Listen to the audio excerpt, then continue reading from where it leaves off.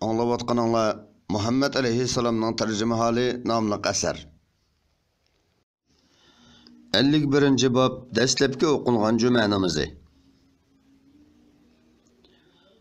Peygamber Aleyhisselam Beni Salim İbni Avf mahallesiga yetib barganda cümə namazının vaqti bo'lib qolgan edi.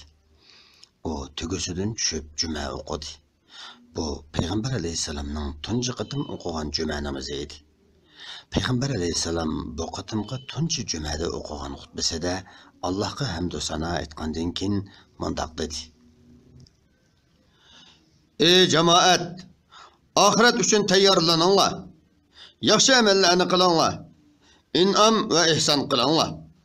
Sizlar bir kun o'lib, mol dunyolaringlardan ayrilib, Allohning dargohiga borsizlar. Allah sizlardan tarjimonsiz va vositasiz payg'ambar avatmidimmi? Mol mulk bermidimmi? Qilgan yaxshi amallaringlar qani? Aytgan iymon va qilgan in'omlaringlar qani? deb so'raydi. Bu chaqda sizlarga qilgan yaxshi amallaringlardan boshqa yo'lanchuk yo'qdir. Atrofingizga qarab, do'zaxdan boshqa narsani ko'rmaysizlar. Shuning uchun qo'lingizdan kelishicha yaxshi amallarni qilib, do'zax azobidan qutulishga harakat qilinglar. Yerim tal xormichaqliq narsa bo'lsa-mu, sadaqa qilinglar. Bir narsasi yo'q kishilar yumshoq so'z bilan bo'lsa-mu, g'arib miskinlarning ko'nglini olsin. Allah bir yaxshilikqa uningdan necha hatsi ko'p yaxshilik beradi. Sizlarga omonlik va Allohning rahmatlari ham barakatlar bo'lsin. 52. bab Rasulullah'ның Abu Ayyub'ның uyga tushishi. Peygamber Aleyhisselam cümədən keyin yo'lini davomlashtirdi. Ansarlarning har bir mahallasidan o'tganda o yerlarining aholisi uning tugasining chulvurini tutib olib, o'z uylariga tushishni iltimos qiladi. Peygamber Aleyhisselam ularga tugini o'z ixtiyoriga qo'yib o'tishni, tuga qayerda cho'ksa shu uyga tushadiganligini aytadi. Tuga oxiri Peygamber Aleyhisselam'ның tuqqanlaridan Adi ibn Najjar jamoati mahallasiga yetganda Abu Ayyub al-Ansarining uyi oldida to'xtab cho'kdi. Rasulullah'ның ulug' masjidi shu yerga salangan. Rasulullah, inshaalloh turalg'imiz mushu yer bo'ladi. Rabbim, meni muborak yerga tushirgin. Sen bo'lsang eng muborak yerga tushirguchisan, dedi. Abu Ayyub Peygamber Aleyhisselam'ның narsa keraklarini uyiga elib kirdi. Asad ibn Zurara tugini chuluridan hitilab uyida beqishga elib ketdi. Bani Najjar mahallasining qizchaqlari Peygamber Aleyhisselam'ның oldiga mono naqshini aytib chiqishdi. Bani Najjar mahallasi qizlari biz, Muhammad bizning ajab yaxshi qo'shnimiz. Peygamber Aleyhisselam ulardan meni yaxshi ko'ramsizlar deb so'ravdi. Ular ha deb javob berdi. Peygamber Aleyhisselam Allohga ma'lumki cho'qim sizlarni qalbimdan suyman dedi. Abu Ayyub'ning uyi 2 qavat bo'lib, Rasulullahni ustunki qavatga chiqmoqchi bo'lsa-mu, ziyoratchilarga qulaylik bo'lishi uchun Rasulullah ostinki qavatni ixtiyor qildi. Lekin Abu Ayyub oyoqlarning dastishidan chiqqan chang to'zang yoki to'kilgan sulardan Rasulullahning ko'ngliga aziyat yetmasin deb, uni ayash yuzasidan uning ostinki qavatda turishiga ko'ngli unamadi. Bir kuni kechida Abu Ayyub'ning suv iliqliq kumziki tasodifiy holda ayolining qo'lida chiqilib ketdi. So'ng Rasulullahning ustiga tushib ketishidan qo'rqib, Abu Ayyub bilan ayoli ikkisi uyidagi arallab bir yutqini bilan suvni surtishdi. Abu Ayyub Rasulullahga iltimos qilaverib, uni yuqori qavatga chiqib o'ltirg'izdi. Peygamber Aleyhisselam Abu Ayyub'ning uyidagi chaqda ansarlarning cho'nglari Sa'd ibn Ubada, Asad ibn Zurara, Ummu Zayd ibn Sabit qatorliqlarning uylaridan har kuni 3-4 tovoq osh kelib turadi. 53. bab muhojirlarning o'rinlashtirilishi. Muhojirlarning to'lasi Rasulullah bilan Madinaga keldi. Ansarlar ularni uylariga tushirishda talashib qoldi. Shuning bilan chek tashlanib, qaysi ansarga qaysi muhojirning ismi yozilgan chek chiqqan bo'lsa, u shu muhojirni uyiga tushirdi. 54. bab islom qarindoshligi. Ensarlar bilan muhacirlar o'rtasidagi insonning ta'siri bilan mumkin bo'lmay, faqat Allohning fazli marhamati bilanla bo'ladigan mundoq muhabbatni mulohaza qilgan odam musulmonlarning son va qurol-yarog' jihatda ozturuqliq o'z dushmanlari bo'lgan mushriklar va ahli kitoblar ustidan g'alaba qilganliklarini tushunadi. Ensarlar qarindoshlar bo'lgan muhacirlarni o'zlaridan muchariroq ko'radi. Qur'onda Alloh mundoq degan: Ulardan ilgari Madinada yerleşip qalgan, iymoni kuchlik bo'lgan ansarlar o'zlarining yaniga hijrat qilib kelganlarni do'st tutadi. Ularga berilgan narsalar uchun ishi tarliq qilmaydi. Sura Shir 9-oyatning bir qismi. Mana bu qarindoshlikning eng yuqori pallasi. Ensarlar muhacir qarindoshlari uchun qilgan g'amxo'rliklarini tahqiq qilishga tegishli bo'lgandan oz deb qaraydi. Rasululloh ularning qarindoshligini chingitish uchun ensarlar bilan muhacirlarni bir-biri bilan oxiratlik do'st qilib qo'ydi. Bu qarindoshlikning irqiy va guruhvozlik asosidagi qarindoshlikdan nihoyatda yuqori turadiganligini kitobxonlarga qalam orqali bayon qilish hajotsiz. Buni faqatla ularning diniy tuyg'usiga havola qilamiz. Mundaq tuyg'u qalam bilan tushuntirishdan o'tkirroq bo'ladi. Qisqasi, garchi ularning vujudlari boshqa bo'lsa-mu, lekin Allohning do'stlashtirishi orqali ularning dillari bir narsaga aylangan. Mushu musulmonlarning birlashish orqali ustunlikka ega bo'lganiga o'xshash, Alloh taolo zamonimizning musulmonlarini shulardek qarindosh bo'lishga muvaffaq qilib, ustunlikka ega qilg'ay. Amin, amin, amin. Bu qarindoshlik, barobarlik, adolat asosiga qurilgan edi. Do'stlashtirilgan ikki odamning biri o'lsa, ikkinchisi uning mirosxo'ri bo'ladi. Qon qarindoshlari mirosxo'r bo'lmaydi. Payg'ambar alayhisalom ularga oxiratlik uchun ikkidan jup qarindosh bo'linglar deydi. Mushu qarindoshlik bo'yicha o'zaro mirosxo'r bo'lish mono oyat nozil bo'lgandan keyin amaldan qoldi. Allohning kitobida urug' tuqqanlarning ba'zisiga miros olishda mu'minlardan va muhojirlardanmi yaqindir. Sura Ahzab 6-oyatning bir qismi. 55-bob Rasulullohning oila tavobatlarining hijrati. Payg'ambar alayhisalom Madinada o'rinlashgandan keyin Makkadagi bola chaqalarini elib kelishga Zayd ibn Harisa bilan Abu Rabi'ni avatdi. Abdullah ibn Urayqitni ularga yo'l boshlashga qo'shdi. Ular Rasulullohning qizlari Fatima, Ummu Kulsum va ayoli Savda binti Zam'ani. Zayd ibn Harisaning ayoli Ummu Ayman bilan o'g'li Usamani elib kelishdi. Rasulullohning qizi Zaynab bo'lsa, eri Abul As ibn Rabi'ning to'sishi bilan kelolmadi. Ular bilan birga yana Abu Bakrning o'g'li Abdullah va Abu Bakrning ayoli Roman, qizlari Aisha va Asmalar keldi. Asma Zubayr ibn Avvamning ayoli bo'lib, Abdullahga homildor edi. Abdullah muhojirlar ishida Madinada tunji tug'ilgan buvoq bo'ldi. 56-bob Madinadagi tepkisili. Makkadan kelgan muhojirlarga dastlabida Madinaning havosi yoqmadi. Muhojirlardan nurg'un odam tepkisili bilan og'irdi. Rasululloh ularni yo'qlab turdi. Ular Rasulullohga tepdan shikoyat qilganda, u: "Ey Alloh, bizga xuddi Makkaga o'xshash Madinani suyumli qilib bergin. Madinaning jing tarozilarini bizga barakatli qilib bergin. Madinaning vabosini juhbiga yetkib etgin" deb duo qildi. Allah Rasulullohning duosini qabul qildi. Muhojirlar Madinada xotirjam hayot kechirdi. 57-bob Ojiz musulmonlarning Madinaga qilgan hijratining to'sqinlikqa uchrashi. Makkaning mushriklari ba'zi musulmonlarni sulab qo'yib va qiynab hijrat qilishdan to'sdi. Bular Valid ibn Valid, Ayyash ibn Rabi, Hisham ibn Oslar edi. Payg'ambar alayhisalom namozida ular uchun duo qiladi.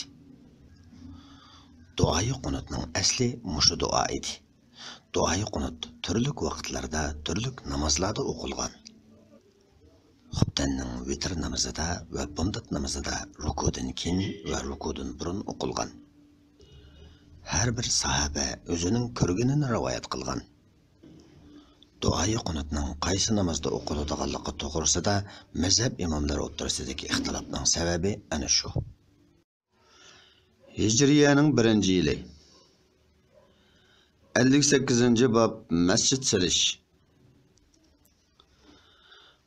Payg'ambar alayhisalom Madinaga kelib, Bani Najjar mahallasining oldida tug'usi cho'kkan yerga masjid silishga kirishdi.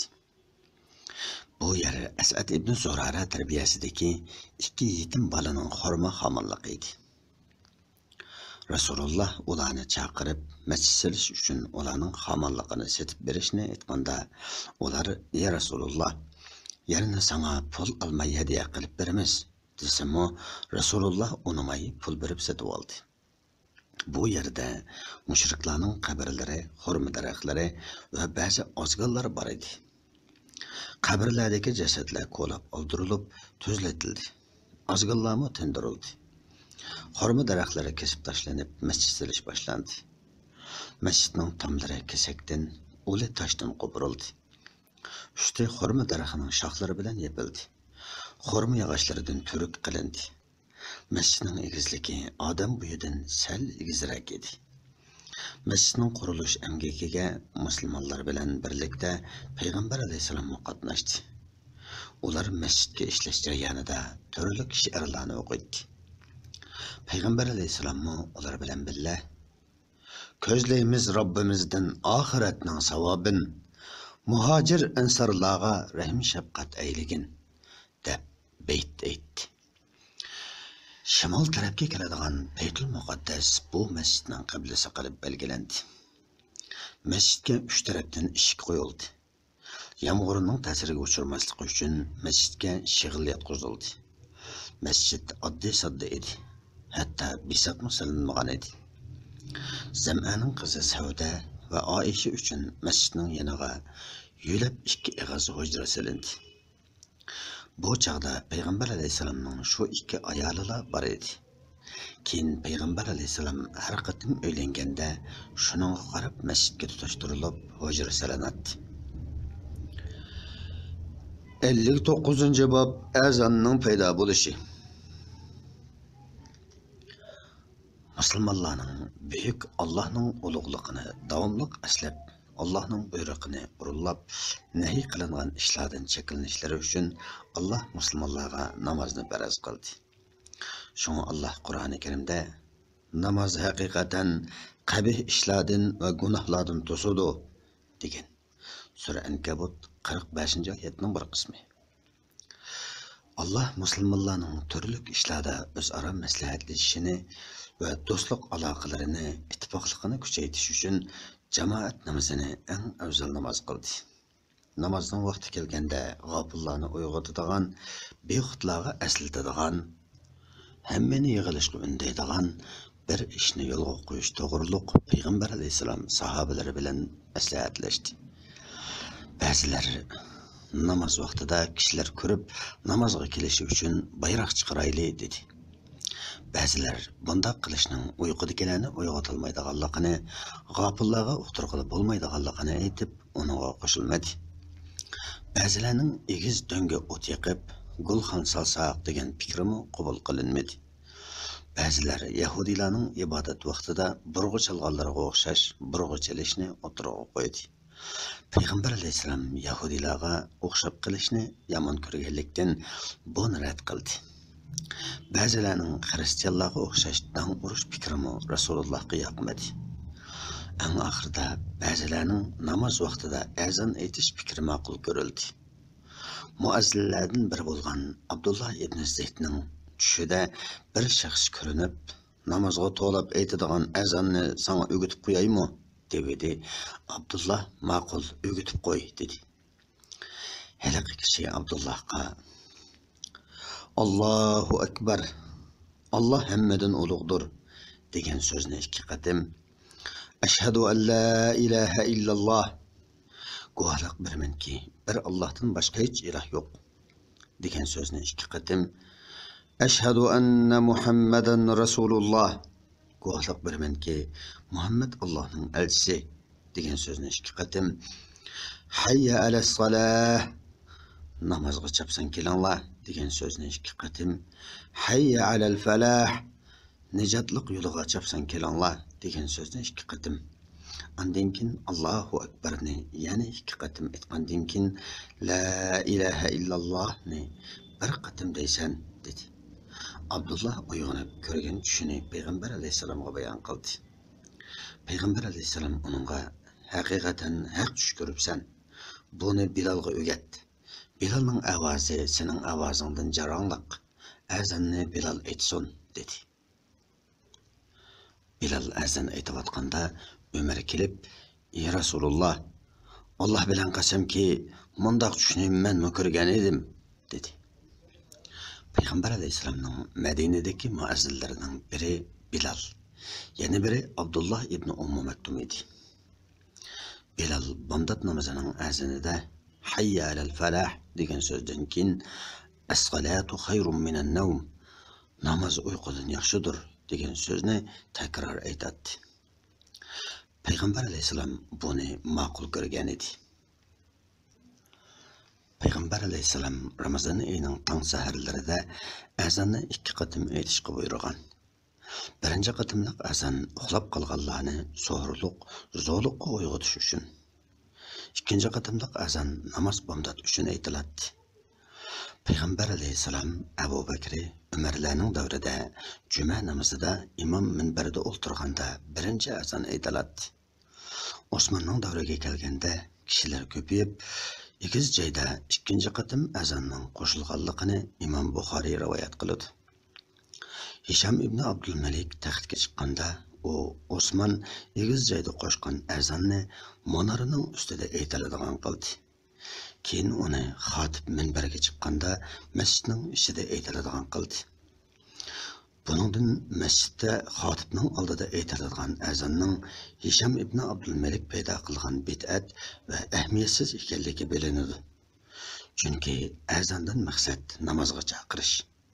Masjiddagi kishilarni namozga chaqirishning ahamiyati yo'q. Masjidning ichida aytilgan azonni masjidning sirtidagilar anglamaydi. Buni Sheyx Muhammad ibn Haj Madahal nomli kitobida bayon qilgan. Buningdan ma'lumki, Payg'ambar alayhisalomning juma azoni to'g'risidagi sunnati shuki, muazzin munora ustida azon aytgan chaqda Payg'ambar alayhisalom minbarda o'tiradi. Xutbani o'qib bo'lib namozni boshlaydi. Yuqoriqidan boshqa hammasi keyin paydo bo'lgan bid'atlardir. Iqomat aytish, ya'ni takbir aytish masjid ichida namozga chaqirishdir. Takbirning iboralari to'g'risidagi rivoyatlar har xil bo'lg'achqa mazhab imomlari orasida ixtilof mavjud. Shofiy mazhabida qadaqomati salah so'zi takror aytiladi. Qolganlari birdan aytiladi. Maliki mazhabida hammasi birdan aytiladi. Hanafi mazhabida hammasi takror aytiladi.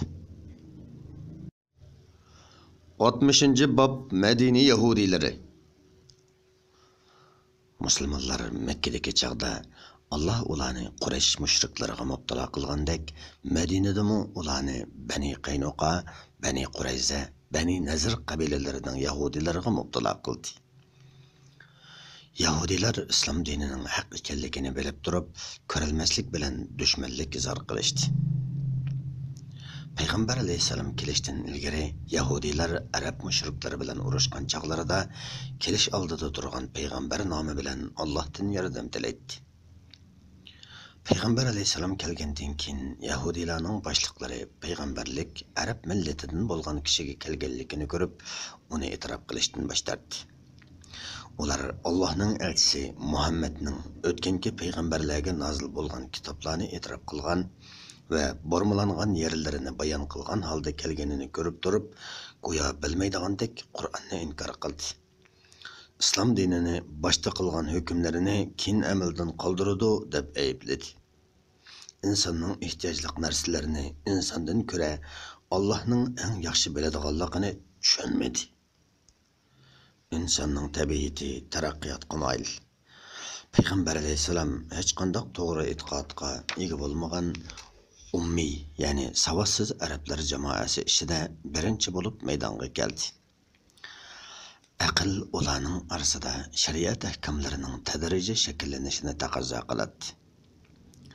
Allah ularni aroq ichish, jazoni xo'rliq qilish qatorliq ishlardan bir yo'li cheklab, namoz o'qish, zakot berish qatorliq ishlarga bir yo'li undagan bo'lsa, dillari turli havoyi havaslarga cho'mgan, nachar xohish, yomon ishlarga berilgan nurg'unlagan bangbosh xalqning birimi itoat qilmas edi. Albatta, Payg'ambar alayhisalom ularga diniy ahkomlardan paydin-pay ta'lim berib, ularning aqllarini ko'tardi. Ularni tarbiyaladi.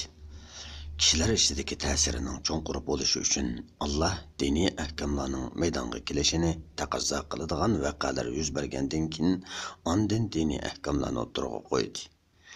Lekin Yahudilar Allohning qudratini o'z xohishlariga bo'ysundirmoqchi bo'lishdi. Ulug' Qur'oni Karimda Allah Yahudilarning haqiqatdan yiroq ekanligini o'zlari biladiganligini bayon qilib, ularni mat qildi.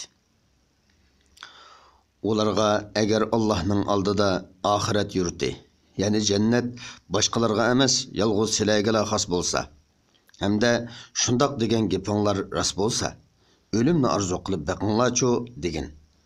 Sura Baqara 94-oyat. Ondan Allah Yahudilarning mundaq qilolmaydiganligini bayon qilib, ular qilgan yomon amallari sabablik o'limni hargizmi orzu qilmaydi. Allah bundaq zolimlarni obdan bilguchidir. Sura Baqara 95-oyat. Agar Yahudilar o'zlarini to'g'ri deb taniydigan bo'lsa, ulardan talab qilingan ishlar shuncha oson bo'lgandekin va rost payg'ambarni yolg'onga chiqarishga shuncha heris bo'lgandekin, bu ishlarni darhol o'rinlagan bo'ladi. Ulardan birasining ig'izda bo'lsa-mu o'limni orzu qilganligi rivoyat qilingan yo'q.